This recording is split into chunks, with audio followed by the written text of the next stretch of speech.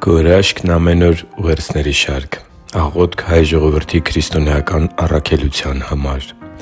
Այս ուղերձով մենք ավարտում ենք «Աղոթք Հայաստանի և հայ ժողովրդի համար» անվանումը կրող շարքը։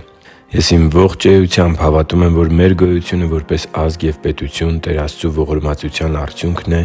և Իր մեջ հատուկ նպատակ ունի և հատուկ առաքելություն է ենթադրում։ Մենք այն ժողովուրդն ենք, որը հազարամյակներ շարունակ պայքարել է տարբեր կայսրությունների ու նվաճող ժողովուրդների դեմ, որոնց մեծ մասն անհետացել է պետությունների քաղաքական քարտեզից, իսկ որոշների պարագայում անգամ ազգի գոյությունն է դադարել, քանի որ երբեմնի հարուստ ու զորավոր ազգերը, պարտվելով ու կորցնելով իրենց իշխանությունը, ձուլվել են մյուս ազգերի մեջ։ Սիրելի՛ բարեկամ, Աստված պահել ու պահպանել է մեր ազգը թշնամական վերաբերմունքով և մեր հանդեպ ատելությամբ լցված բազմաթիվ այլ ժողովուրդների հարևանության պայմաններում։ Ավելին, Տերը մեզ պետականություն է պարգևել և աշխարհասփյուռ հայերն այսօր հայրենիք ունեն՝ Հայաստանի Հանրապետությունը։ Ես հավատում եմ, որ Տերը պահել է մեր ժողովրդին և մեզ պետականություն է շնորհել, քանի որ մեզ համար հատուկ առաքելություն է սահմանել թե՛ որպես ժողովուրդ և թե՛ որպես պետություն։ Այս շարքի վերջին ուղերձի մեջ կոչ եմ անում, որպեսզի մենք միաբանվենք և աղոթք բարձրացնենք առ Աստված, որպեսզի Տերը հայտնի մեզ մեր առաքելությունը իբրև առաջինը քրիստոնեությունը որպես պետական կրոն ընդունած ազգ։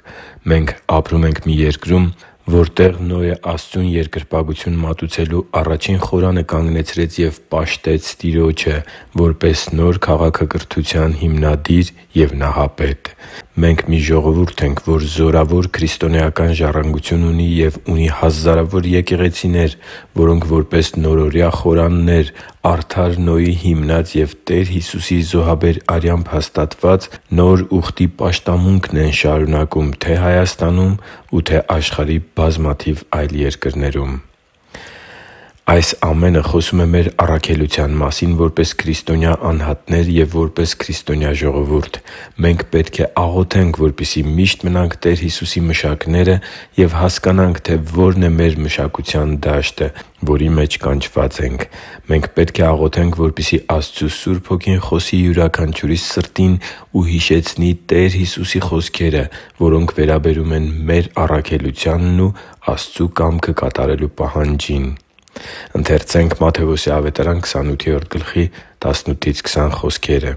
«Հիսուսը մոտեցավ, խոսեց նրանց հետ ու ասաց.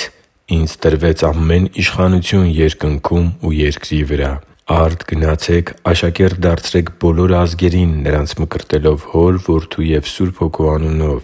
սովորեցրե՛ք նրանց պահել այն ամենը, ինչ ձեզ պատվիրեցի։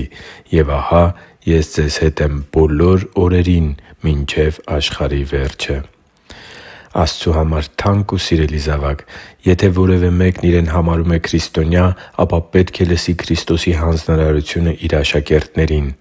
Մեր առաքելությունը մյուս ազգերին փրկության միակ ճանապարհը ցույց տալն է, քրիստոնեության միակ ճշմարիտ ուղին և մյուս բոլոր կրոնների ու փիլիսոփայությունների կործանում տանող էությունն ի ցույց դնելը։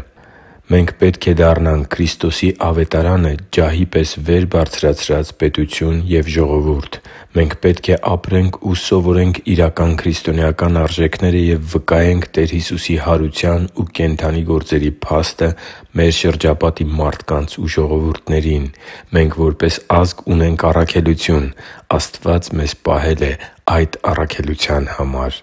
Առաջարկում եմ միասին աղոթել այս կարճ աղոթքով. «Տեր Հիսուս, շնորհակալ եմ, որ մեզ հայրենիք ես պարգևել։ Մեզնից ավելի զորավոր ազգեր են կործանվել և պետություններ անհետացել աշխարհի քարտեզի վրայից։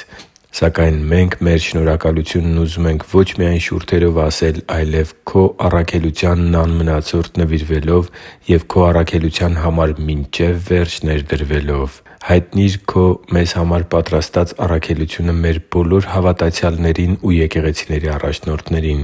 և Քո Հոգով զորացրու մեզ այդ առաքելությունն իմաստությամբ և զորությամբ իրագործելու համար։ Մենք ուզում ենք Քո կամքը կատարել և Քո պատվիրաններին հնազանդ ժողովուրդ լինել։ Մենք ուզում ենք, որ Քո օրհնություններն ու մեր հնազանդության ծնած բարեհաճությունը մեր ժողովրդի ու մեր երկրի վրա լինեն։ Աղոթում ու խնդրում ենք Տեր Հիսուսի զորավոր անունով։ Ամեն։ Հիշի՛ր, որ դու Աստծո հրաշքն ես, և Աստված սիրում է քեզ։ Շնորհակալ եմ, որ դու կա՛ս։ Սիրով և աղոթքով, Արման Մանուկյան։